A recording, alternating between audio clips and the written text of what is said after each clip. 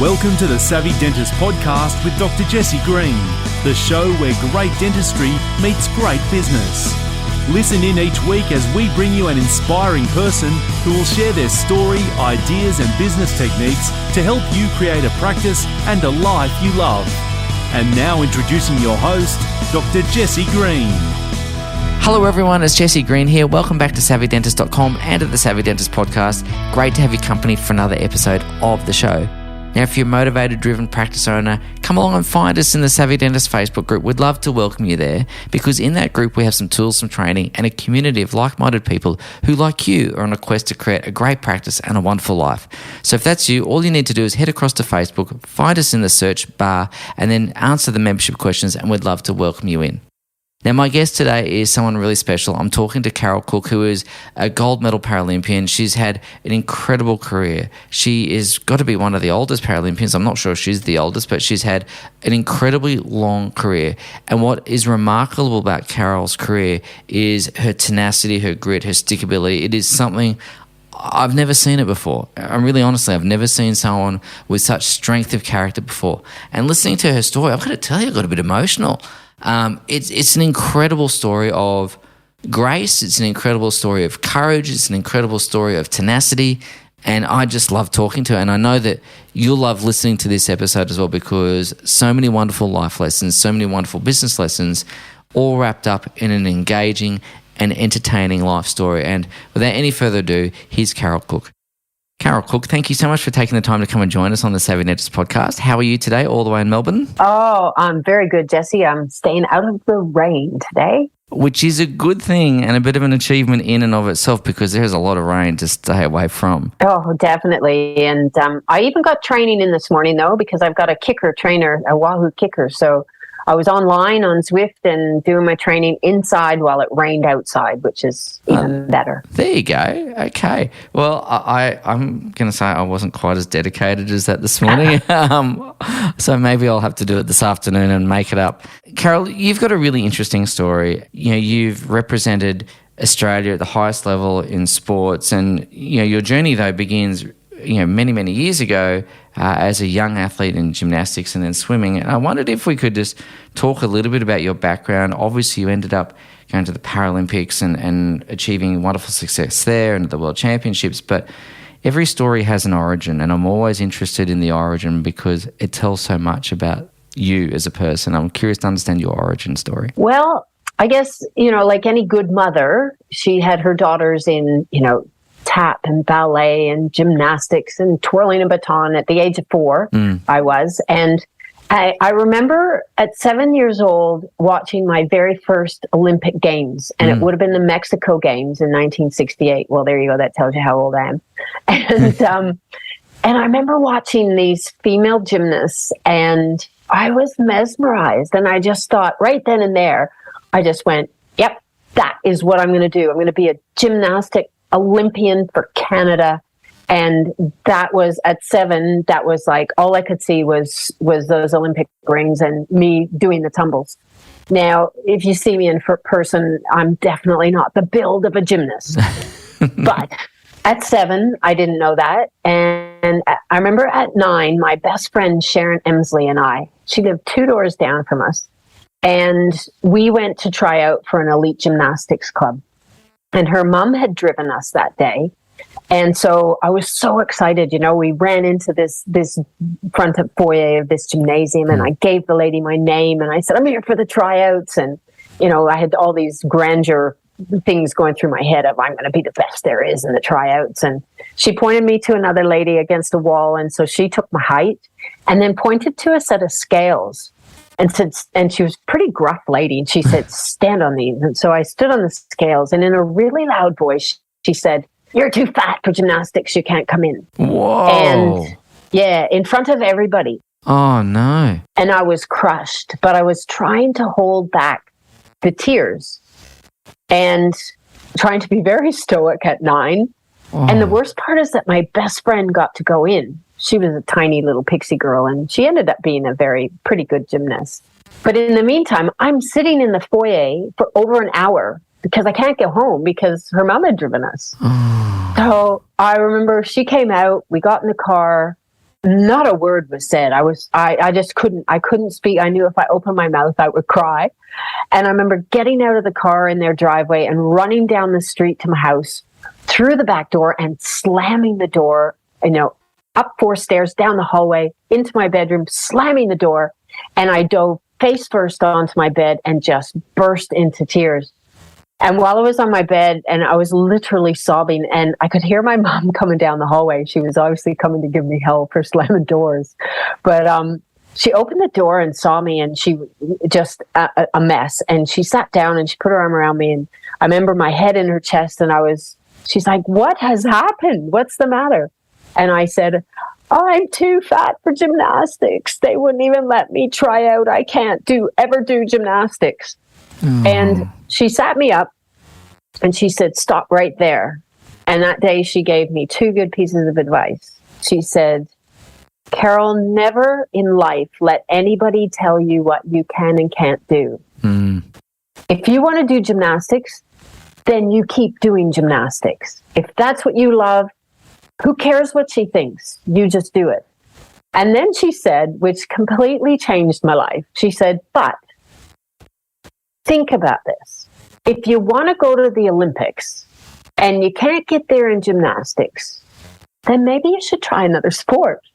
And it was something that I had never ever thought about because I was so focused on one thing. And in that instant, she was making me think outside the square. And she was building my resilience. And she was teaching me that if there's not one way to get there, then maybe there's another way. And to be honest, for the last 52 years of my life, since that day, I've used that every time I've had a challenge where I've either failed to be able to do something or get somewhere, or, with health issues, it's like reframing things. Okay, how am I going to do this then? And I take that back to that 9-year-old girl and what she taught me.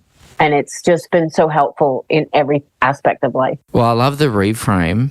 But if I could go back in time, I'd love to give that lady at the gymnastics club a few words because I just can't believe, honestly, that just breaks my heart. Well, unfortunately, it hasn't been that long since we've been body shaming girls and women. And, we're only now starting to see some change come in, but there's still a lot of it. I mean, you look at the trolls on social media and they're still body shaming people. Well, actually, I was telling you off air that I've got a daughter who's a gymnast, and I actually haven't really shared this out loud ever before, but the gymnastics club, they do the whole Instagram thing and all the rest of which just, anyway, that's a whole next level of wrong on so many levels. Yeah. But the club themselves put up a picture of the gymnasts and asked them to vote on who was the best looking gymnast in there. And it's like, what on earth? Oh my goodness. No. And there was just not right. It's totally wrong. And there was a massive outcry, as you'd expect and appreciate, and it was taken down. But I thought, on what planet is that okay? Because it's just wrong on so many levels. But anyway, I'm sorry, I've just taken us off on a tangent. No, but that's what I mean. Even now, that was 52 years ago, and even now we're doing stuff like that. So we really, as a society, haven't learned yet. No. We really haven't learned. Who cares what size somebody is? If they're enjoying doing what they're doing, let them go. Then let them do it. Yeah. 100%.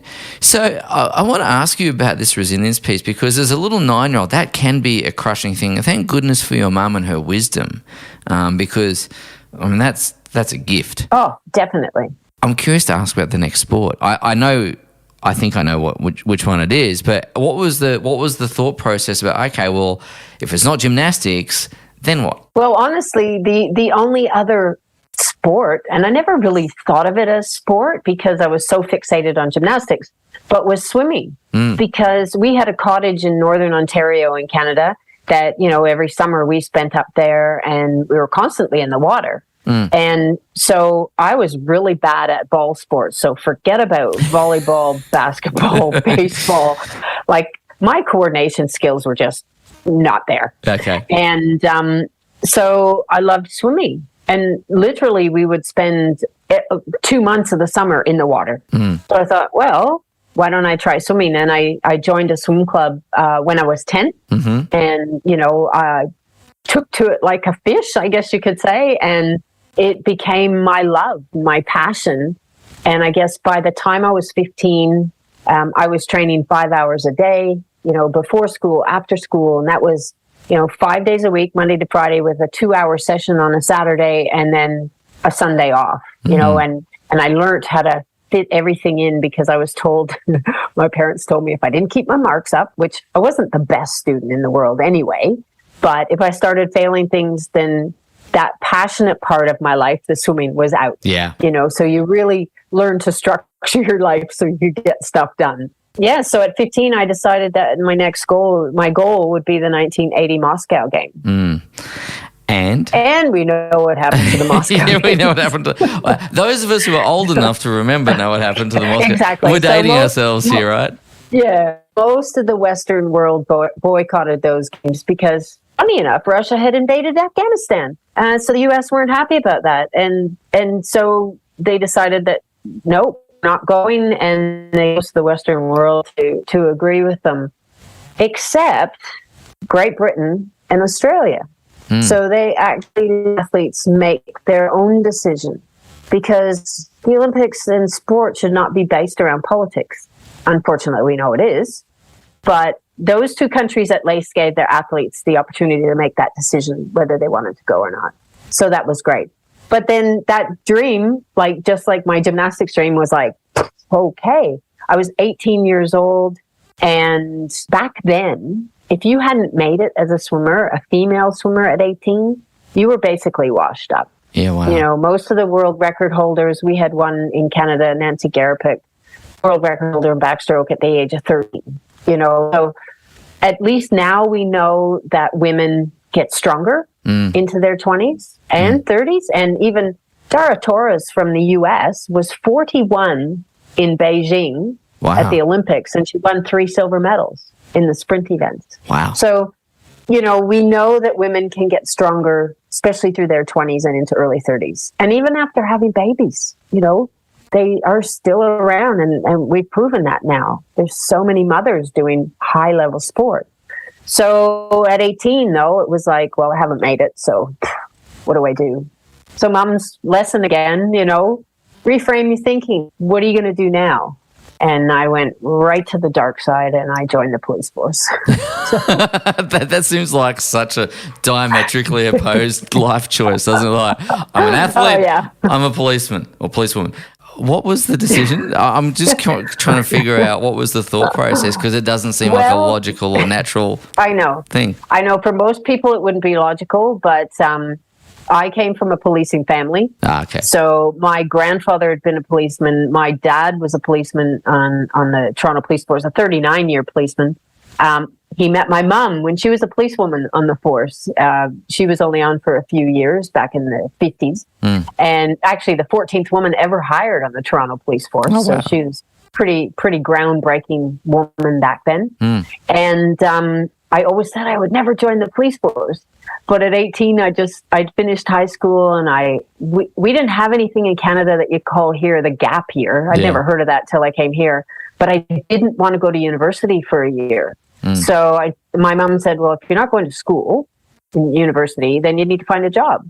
And so I joined initially as a clerk in the Records Bureau.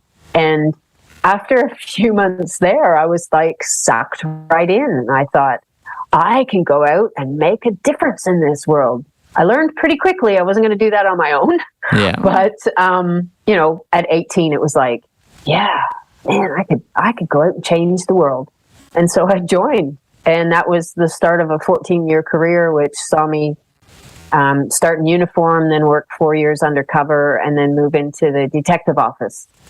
So, yeah, big change in life. Yeah, huge change. What I'm always drawn by or fascinated by is the similarities, the differences, how one experience builds upon another. Because I really believe that we go through life accumulating these experiences that create us as a person. Yep. And I wondered, what did you take into policing from your elite sports background? And equally, what did policing give you that you now rely on and find helpful? Oh, look, policing, well, from my sports background, I guess it was the mindset of I can accomplish anything. Yeah. And I really have had that. Yeah, I guess I've had that my whole life. I think, it comes right back to that 9-year-old that if you want to do something, you can accomplish it, just do it differently. And I guess, that high performance mindset just made it that much easier to transition to something else and setting goals and how to set goals.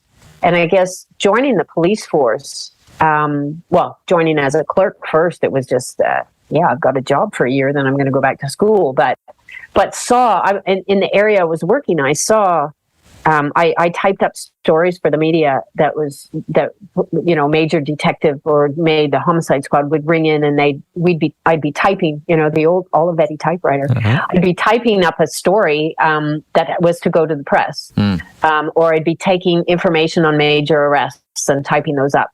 Everything.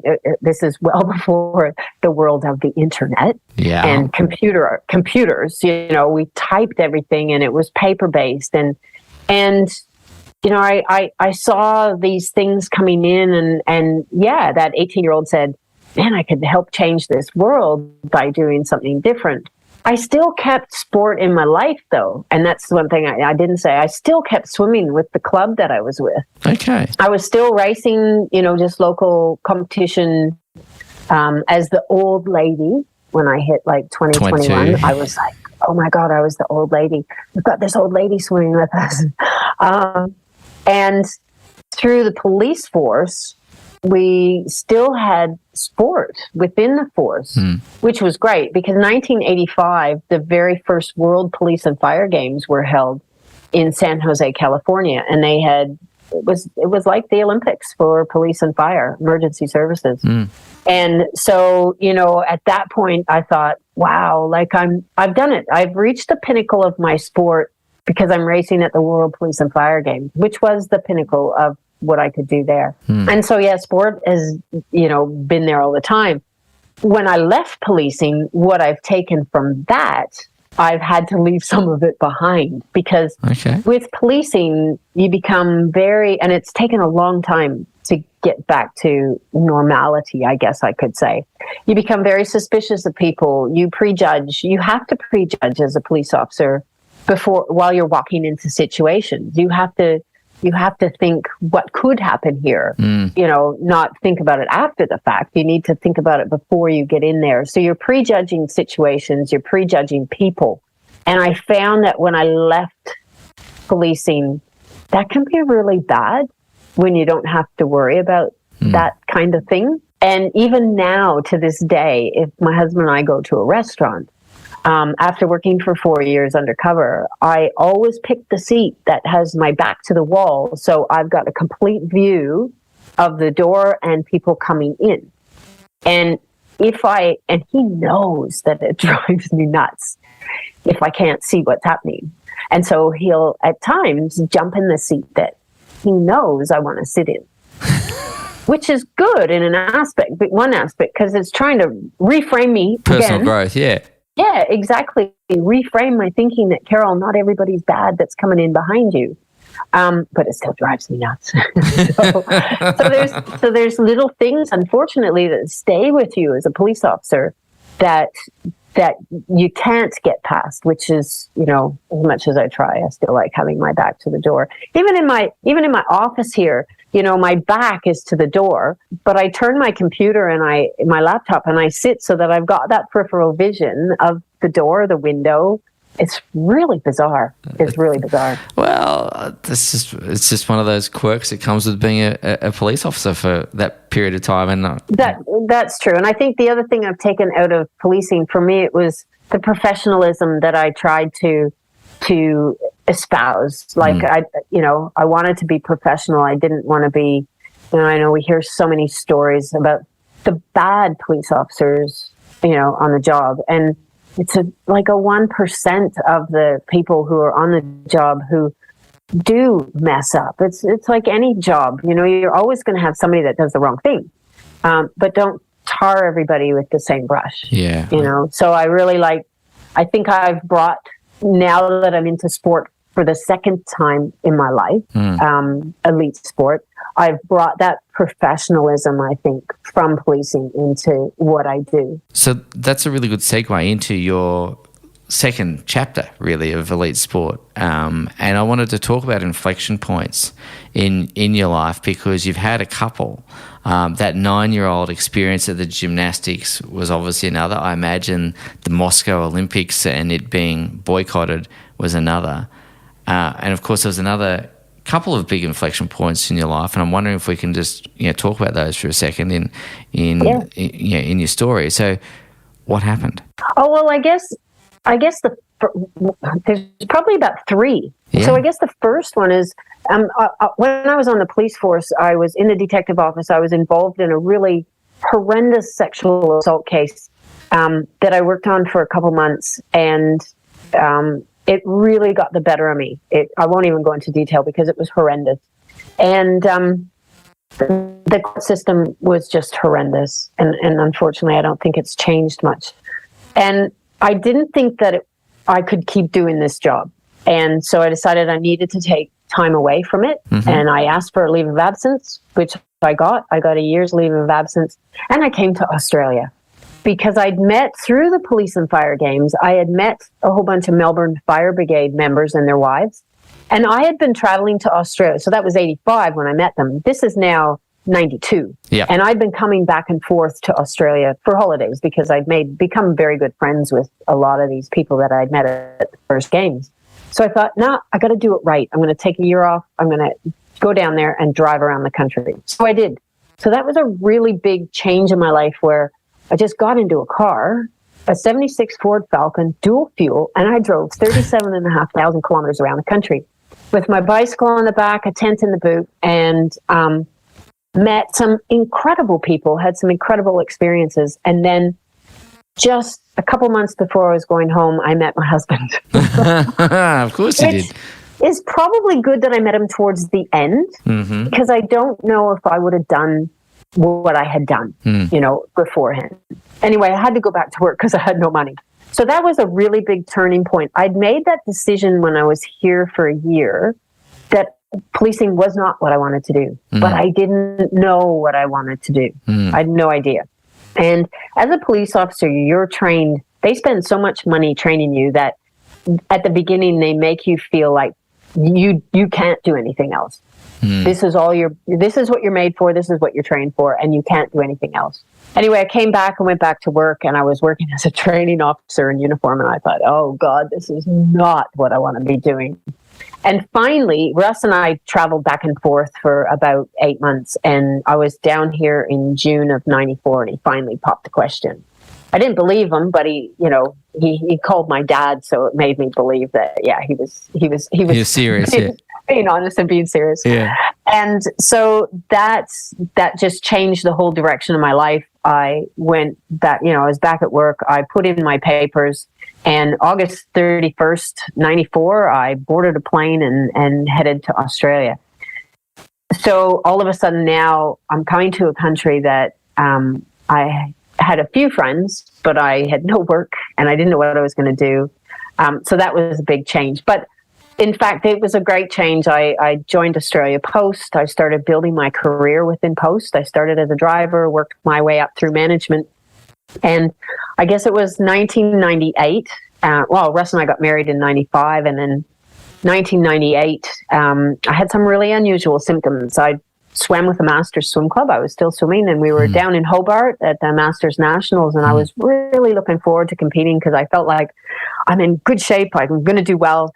And I swam like a rock. It was terrible. It was extremely hot in Hobart that year. It was like 40 degrees. There was no air conditioning in the pool, so it was stifling. I thought I had the flu coming on. And when I got home, I was just really lethargic. After 8 hours sleep, I couldn't get out of bed. My balance started to go and my eyesight went. So I was getting double vision, and my eyes felt like they were shaking side to side. And my GP thought I had an inner ear infection, which made sense. Went to get my eyes tested because they were going wonky. and failed a field vision test badly. And so this young optometrist said, "Oh, give me your doctor's name and number because maybe the infection spread to your optic nerve." And she called him and she said, "Send her to a neurologist. She's got optic neuritis and it's a precursor for multiple sclerosis," which he had never even thought about.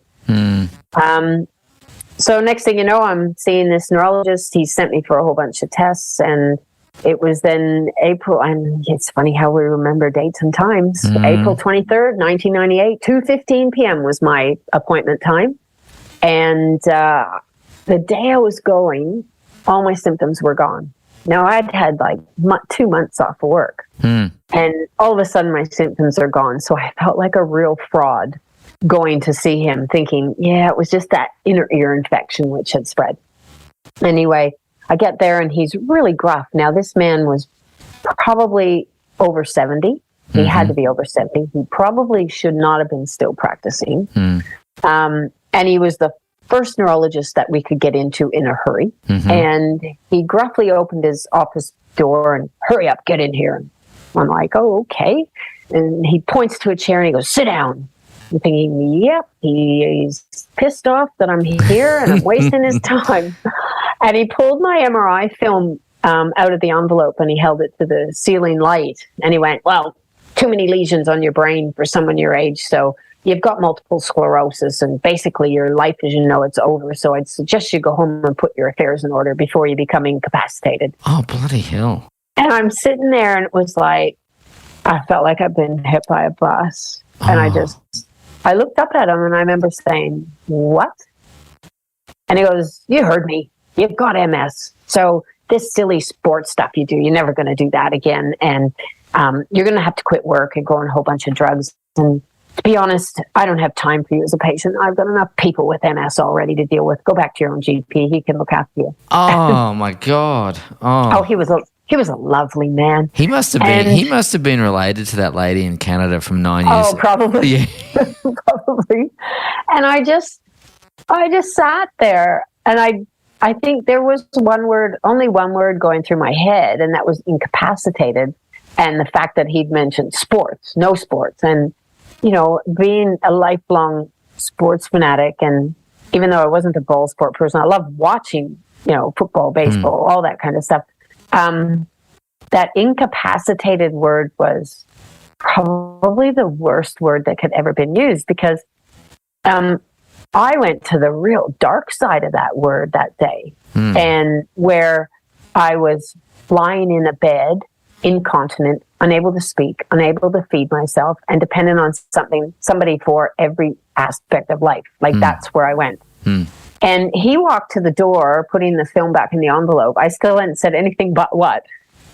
And he opened the door and he said, "Hurry up, I've got people waiting." And I just stood up I was in a stupor. I just didn't know what to say or what to think. And I walked towards him and he slammed the envelope into my chest and he had the audacity to say, "See my secretary on the way out." And I walked straight by his secretary's office. And as I reached the front door, it was an old Victorian terraced house, a 2-story house. And I heard her yelling from her office, "Mrs. Cooke, your bill." And I just opened the door and walked out. And funny enough, to this day, I don't remember if I ever paid that bill. I don't even remember getting the bill. But, you know, had I not been who I was and those lessons that I'd learned through life and been through what I'd been through, like with policing and sport and whatever, that could have very well been the last day of my life, walking out that door. I don't remember driving home. Wow. I don't remember getting in the car, driving home. I know how I would have got home, but I don't remember even getting out of the car to open up. We had big double gates, to open up the gates to actually park. I don't remember doing that. The next thing I remember is sitting in the house in tears, and we had a 6-month-old puppy who jumped up onto my lap and started to whimper because I was crying. And that snapped me right out of that, you know, where I went, "Oh, it's all right, Kimberly, you'll be fine. You know, we'll be fine.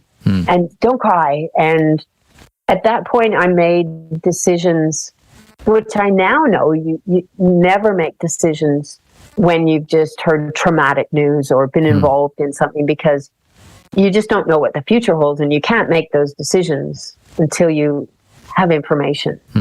And I decided that we just bought a house the year before. I was going to give Russ the house, give him a divorce, and then go home to Canada because I was going to be incapacitated and I was going to let my family look after me. And luckily, Russ is a pretty, I'd call him a third income bush boy, Aussie bush boy. Yeah. And when he came home, I said to him, I told him what the doctor had said. And I said, now, before you say anything, I've made some decisions. And I told him, and to be honest, he looked at me. And I hope you don't mind a few swear words. No, you go for it. He looked at me and he goes, "Oh God, you're a fucking idiot." And I just said, well, "No, haven't you heard what this doctor said?" He goes, "He's a bigger one." And I just went, well, I didn't know what to say. And he said, "Carol, we don't know anything about this disease." And he said, "We need to find out before we make any decisions." And he doesn't know. You're fine right now. Like, are you sure you have MS? Like, you're fine. You have no symptoms. And, since learning about MS, that is the way MS works, relapsing and remitting. You can have symptoms, they can go away. They can come back, they can go away. It's off and on. So, I'm pretty lucky. Well, not pretty. I'm very lucky that I have somebody in my life who was able to say, nope, hang on, let's find out.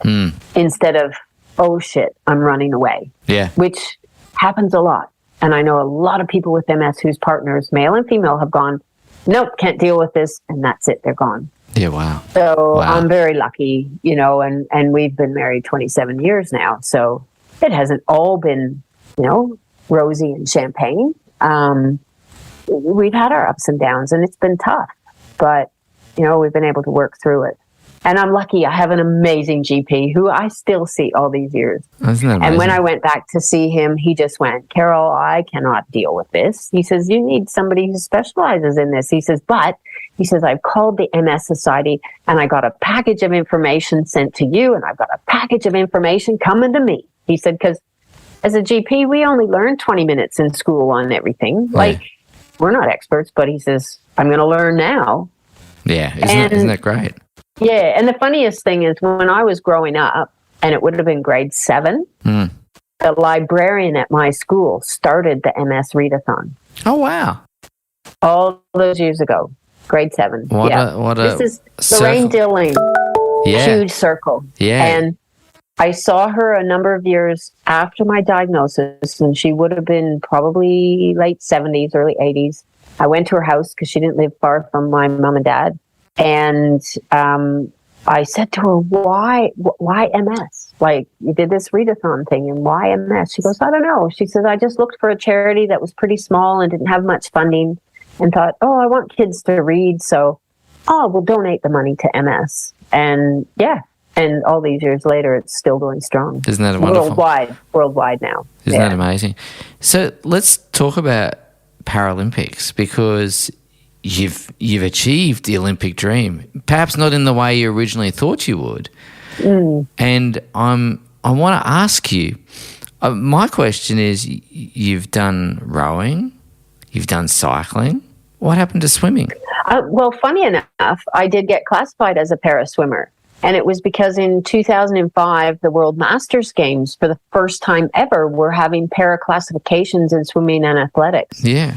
So I actually got classified as a para swimmer, went and did the games. I mean, the only reason I wanted to go is because they were in Canada and I was going to come home for a visit. But I did really well. I think I won like 6 gold medals and 2 silver or something. And yeah, you did really well. As a para swimmer at the Masters Games, I mean, there weren't a lot of us. So, I did well, but there weren't a lot of us. That's okay. And I came back and I competed here. I was in my 40s. I competed here as a para swimmer, and they line you up by your time. So I was sitting in the marshalling room with like 12 and 13-year-olds, and some of them you could see them whispering. And then one little girl turned around one day and said, "How old are you anyway?" And I looked at her and I said, "Well, I'm probably older than your mother." But so bless Paralympics Australia, or the Paralympic Committee, as they were known back then, heard about my racing in Canada as a masters. Now, masters swimming starts at 25, so they had no idea how old I was. And they sent me an invite to come to a talent search day. And I sent him a message back and I said, yeah, do you have any idea how old I am? They're for kids in the early 20s. They said, come anyway. So I rocked up that day at the Victorian Institute of Sport, and I was 44. I walked in with all these parents and their kids there, and I'm sure they were all looking at me going, where's your child? And I went, hey, I'm here for the testing. And I was 24 years older than the oldest person there that day. Oh, wow. And I did all the testing with them. And it was 2 weeks later that I got a letter from Paralympics Australia saying, could you please take up the sport of rowing? Because in 2008, it's a brand new event in Beijing, and we're looking for athletes to take up rowing. And so I did, and I never ever thought about rowing, but it's water-based. So, hey, I was happy. And no balls? No balls. And the best thing is that the number of times I fell in the Yarra River, I was able to swim. So my swimming came in handy eventually with rowing. Yeah. So you started in sculls by the sound of it. Well, no, I started, learn to row, you're in a big 8, because it's easier having 4 balance and 4 row. But eventually, yes, trying to get into a single scull, especially for somebody with no balance, is really interesting. Yeah.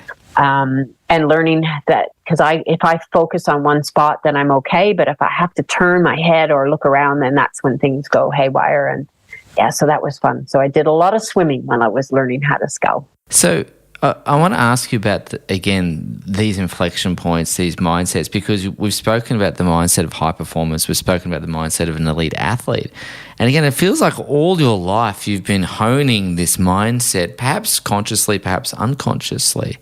What was that moment like, getting that letter from the Paralympic Committee and saying, hey, we think you've got something, and we want to encourage you to take up rowing. And then, of course, you've done other things and you've won lots of medals at the various games and all those sorts of things. Really celebrated athlete.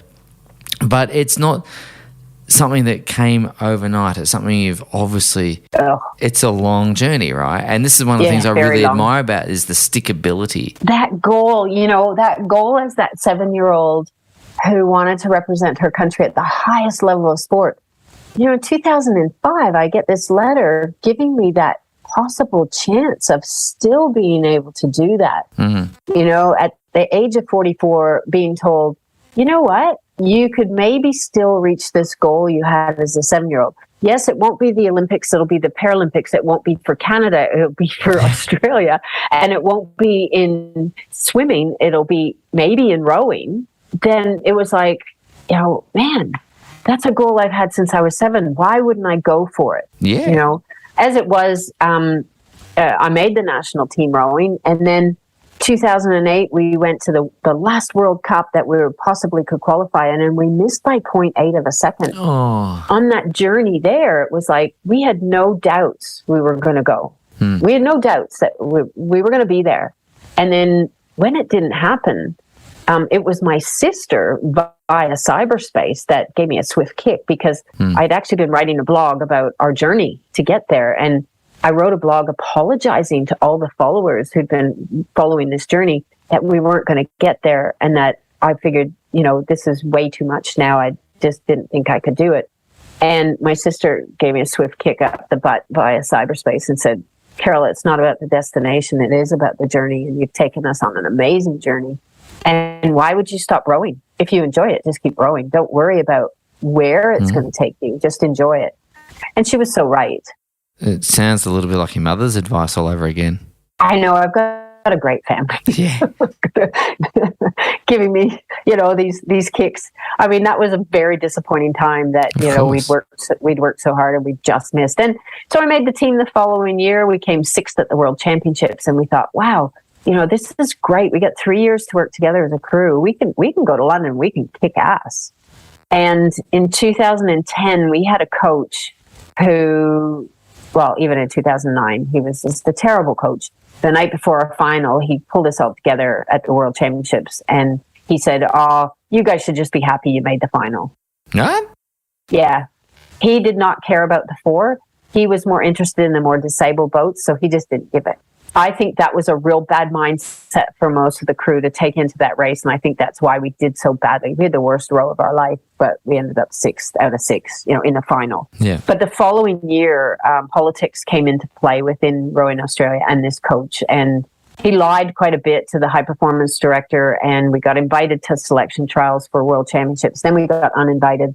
And then there was just nothing happening with the 4. And the 4, we had 2 men and 2 women in para rowing. And the other woman that was in the boat with me, she lived in Sydney. She lives in Sydney, Alexandra. And she'd started cycling. And she called me I guess it was around January of 2011. And she said, Carol, they've got a trike category in the Paralympics. I said, what? And I had a trike made just to ride back and forth to rowing because I had no balance to balance on 2 wheels. And she goes, yeah, you should come and race at nationals. And I'm like, yeah, I don't know how to race a trike. She goes, just come and have fun. So I did. And after the first time trial that I'd ever done, the head coach came up to me and he goes, it was in Queensland, up around the Glasshouse Mountains where we had our race. And he just looked at me and he goes, where the hell do you come from? And I said, Melbourne. And he goes, no, in the cycling world. And I said, well, no, I'm a rower. He goes, no, you're not. You're a cyclist. He says, you just smashed the qualifying speed for the national team for your category. And I said, oh, what was that? He goes, don't you even know? I said, I know nothing about cycling. And he said, oh, I better talk to your coach. And I said, well, keep talking because I'm my coach. I've got a rowing coach, but I don't have a cycling coach.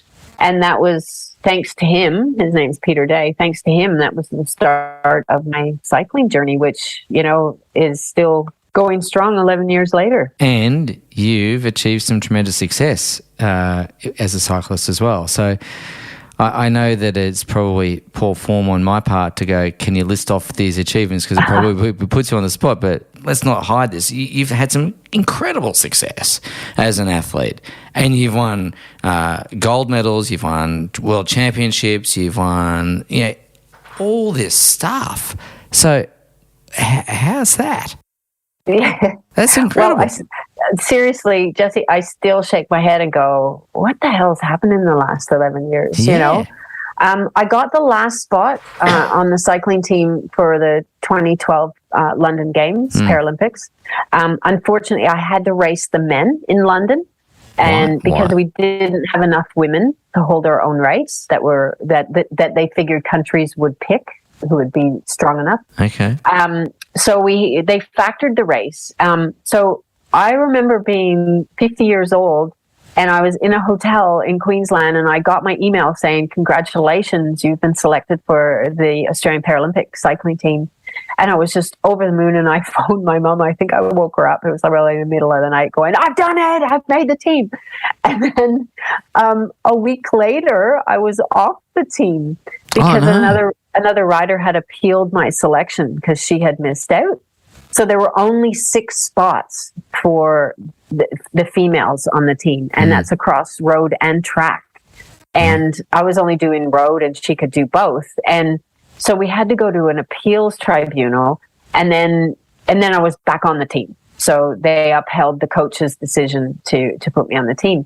And so, I went into London very kind of like, oh, I've got to make sure I perform because, I've had all this, you shouldn't be on the team and you're not good enough. That's how that was getting said to me by somebody else. And I ended up winning the time trial after the factoring was in place. And it was funny because I was sitting on my trike or sitting on a bike cooling down just on a trainer. And I remember our media lady, she's in there, she's looking at her phone because we couldn't hear the loudspeaker and the results as they were coming through because I was probably the 5th last to go off. So there were still people behind me who were finishing. And Jenny's saying, I think you've got this. And I'm putting my hand up going, no, don't say anything. I want to hear it on the big speaker. I don't believe it. Not everybody's finished. And so it was when the Great Britain coach came in and stuck his hand out and I'm still pedaling on the bike and he goes, congratulations. I said, what for? This is 10 minutes later. And he goes, you just won. And Jenny looked at me. She goes, oh my God, I've been trying to tell you for the last 10 minutes you won the bloody thing. So I just burst into tears because to be honest, the success for me was just getting there. And, I'll go and talk to people and hold up my gold medal and say, how many of you think this is success? And they all put their hands up and I go, no, it's not. The success was getting there. It only took me 42 years, 2 countries and 3 sports, but I finally got there. And the success was doing the best that I could possibly do. So, even if I come dead last, I couldn't have done any more than I'd actually done. I like to say that the medal is the icing on the cake, or, I hit this, in a cycling terms, I hit the summit by getting to the games, but I hit the snow-capped mountaintop by winning the medal.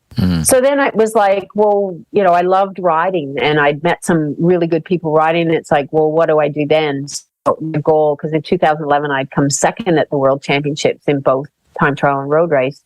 And so then what was my goal? Well, I wanted to win a world championship. So that was for 2000. I never look far. I don't look that far ahead. I just look at the next year. And so I did. I won both road race and time trial in 2013. And then all of a sudden, like for some reason, all of a sudden it was 2016. And I'm now on the team again. And I'm thinking, oh my God, I didn't ever expect this. But we had our own category. We had our own race. The women had their own race. Right. So it was great. And I ended up winning both the road race and the time trial in Rio, and just kept going, I guess, just kept riding. And I guess I tell people that, when you're involved in sport, you have to be passionate about what you're doing for any kind of success. And I just love riding. So it's my health outlet. It's my friendship outlet. It's my social outlet. And I love the feeling of a hard training session and the endorphins you get from it.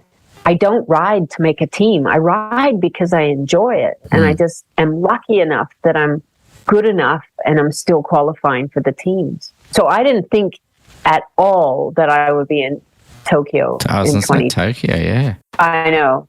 I was 59. I was supposed to be 59 going to the games. And of course, then they postponed them. And it was like, oh, well, I'm a completely different athlete to other Paralympians because they're all young and they're, building, they've been, trying to work, trying to go to school.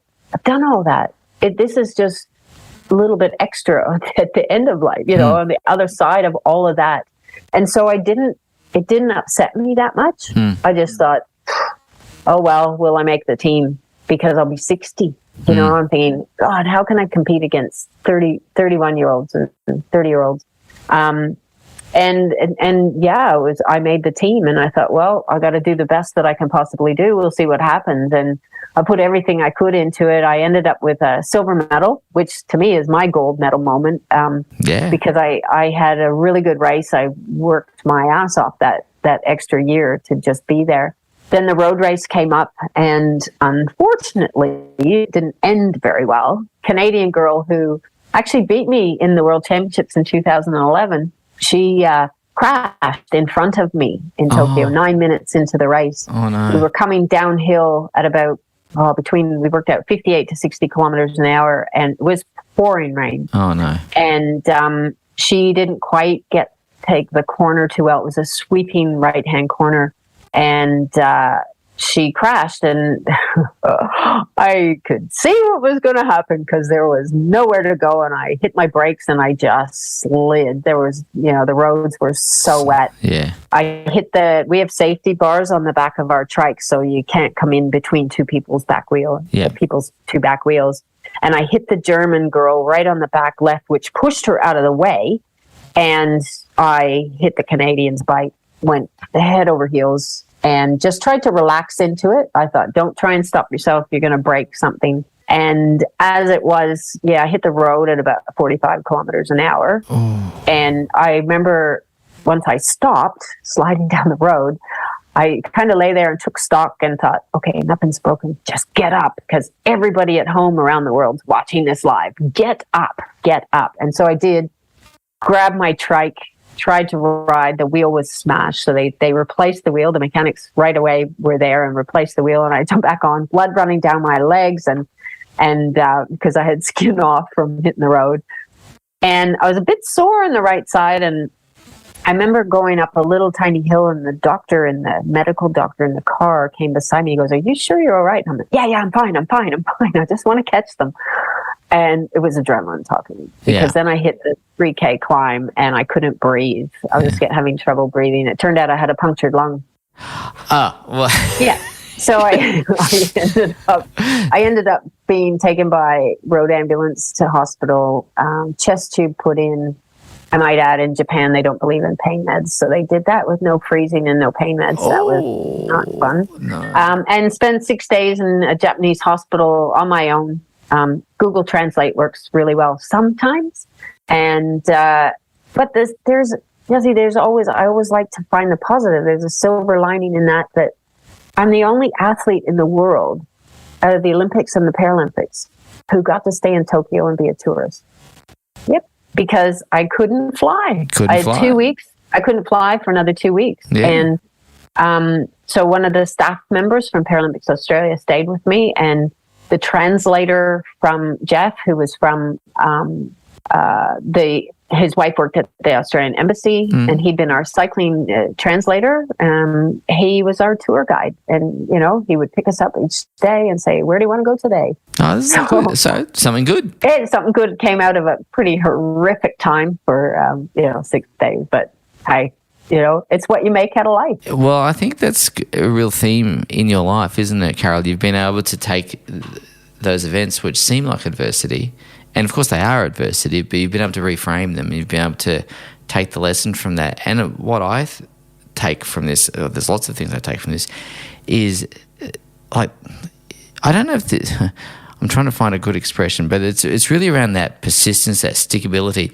My dad is about as dinky-die Aussie as you can get, and he would use this expression. So I'm going to use this expression, but it's a term of endearment. It's definitely meant. Oh, my husband says that all the time, so I get it. Yeah, he'd say there's a bit of mongrel in there, and meaning like like there's someone who's got some tenacity and who's kind of going, "I'm not done. I'll tell you what, I'm going to ride up that hill. I've got a punctured lung, but you know what? I'll tell you when I'm ready to stop."